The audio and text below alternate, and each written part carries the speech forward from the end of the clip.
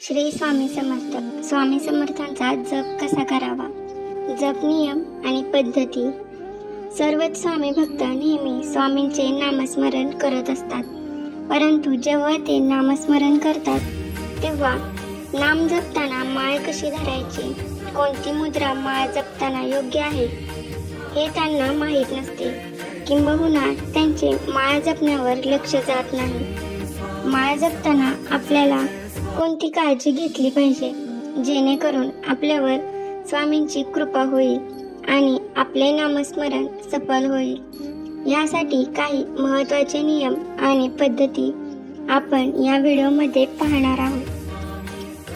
स्वामी समर्थांचा जप कसा करावा?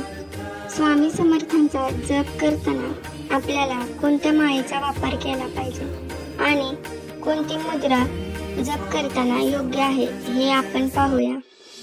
माळ आणि मुद्रा.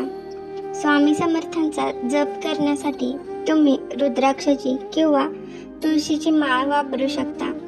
जप करताना तुम्ही मृगमुद्रेत बसावे.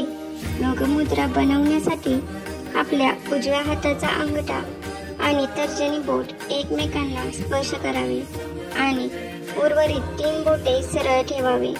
डाव्या हाताला उजव्या हाताच्या मांडीवर ठेवावे. मंत्र. स्वामी समर्थांचा जप करण्यासाठी तुम्ही खालील मंत्रांपैकी एक मंत्र वापरू शकता. श्री स्वामी समर्थ, श्री स्वामी समर्थ, जय जय स्वामी समर्थ. तुम्ही एका दिवसात कितीही माळा जप करू शकता. जप करताना तुम्ही तुमच्या मनात किंवा मोठ्याने मंत्र बोलू शकता. स्वामी समर्थांच्या जपाचे नियम कोणते आहेत? स्वामी समर्थांचा जप करताना आपल्याला योग्य ते नियम पाळणे गरजेचे असते, अन्यथा त्याचा आपल्यावर शुभ परिणाम दिसून येत नाही. स्वामी हे दत्त अवतार असल्याने त्याकडे कडक शिस्त आणि अनुशासन होते. त्यामुळे स्वामींचे कोणतेही कार्य करताना नियम पाळूनच करावे. माळेबद्दलचे नियम खालील प्रमाणे आहेत. माळ. जपमाळ हातात घेतल्यावर प्रथम तिला वंदन करावे. माळेचे मणी एकमेकांवर आदळणार नाहीत याची काळजी घ्यावी. जप करताना कोणत्याही परिस्थितीत मेरुमणी ओलांडून जप करू नये. चुकून मेरुमणी ओलांडला गेल्यास 6 प्राणायाम घालावे. जप करताना माळ तुटल्यास ते अरिष्ट सूचक असल्यामुळे वरिष्ठ परिहार्य महामृत्युंजय मंत्राचा जप करावा. जपणारे जप करताना शक्यतो गोमुखी वापरावे. गोमुखी नसल्यास एखाद्या वस्त्राने हात झाकून घ्यावा. एका व्यक्तीने ठराविक एकच जपमाळ वापरावी. दुसऱ्या व्यक्तीची जपमाळ कधीही वापरू नये. जप झाल्यानंतर जपमाळेला वंदन करावे. माळ नेहमी एखाद्या चांगल्या डबीत ठेवावी. कुठेही अस्ताव्यस्त पडलेली नसावी. एकाने वापरलेली जपमाळ भेटवस्तू म्हणून कधीच दुसऱ्याला देऊ नये. माळेचा जप करताना तोंड उत्तर किंवा पूर्वेकडे असावे.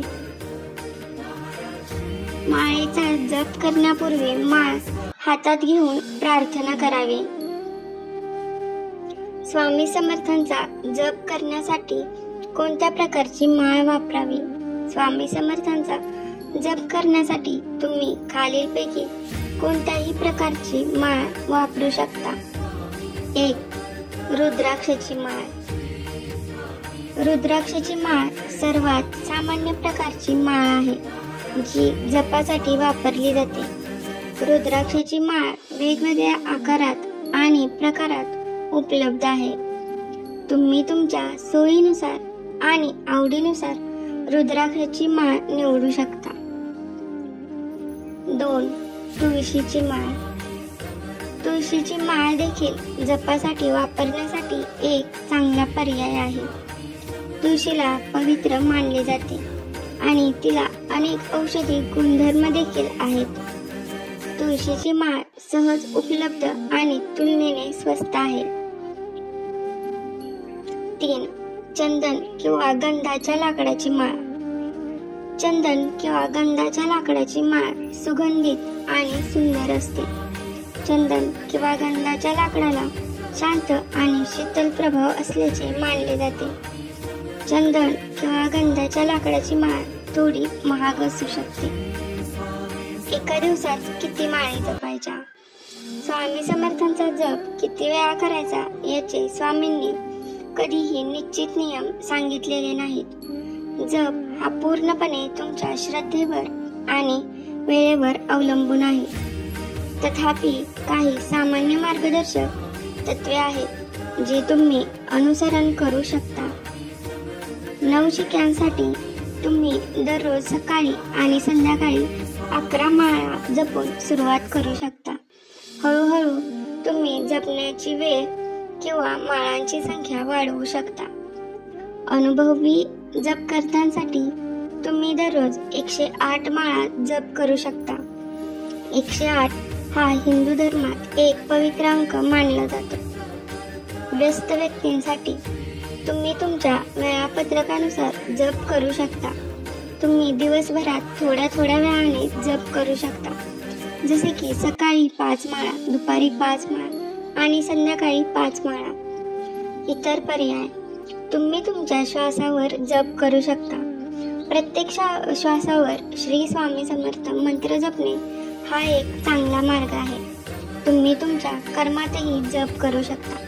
तुम्ही जे काही काम करत असाल ते करताना श्री स्वामी समर्थ हा मंत्र जपत राहा. धन्यवाद.